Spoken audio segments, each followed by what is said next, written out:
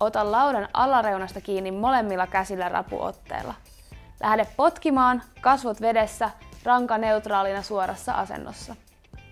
Puhalla rauhallisesti ulos ja kun tuntuu, että haluat tehdä sisäänhengityksen, lähde tekemään iso ympyrä kädellä eteenpäin ja käännä samanaikaisesti vartaloa sivulle. Sisäänhengitys tapahtuu siis sivulta liikkeen seurauksena. Pidä huoli, että toinen poski ja korva pysyvät vedessä sivulta hengityksen aikana.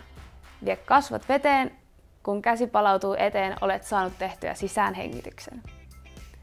Tässä harjoituksessa ei ole vielä tarkoitus miettiä käsivetotekniikkaa, vaan ajatus on, että pystyisimme saamaan onnistuneen sisäänhengityksen kylkiasennossa.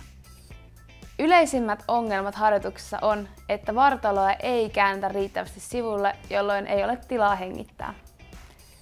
Toinen yleinen ongelma on se, että laudasta kiinni pitävä käsi menee koukkuun ja vartalon asento ei pysy suoraviivaisena.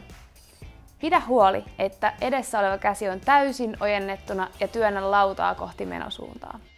Kolmas yleinen ongelma on ajoitus. Heti kun hengittävä käsiveto irtoaa laudasta, lähde kääntämään vartaloa ja päätä sivulle.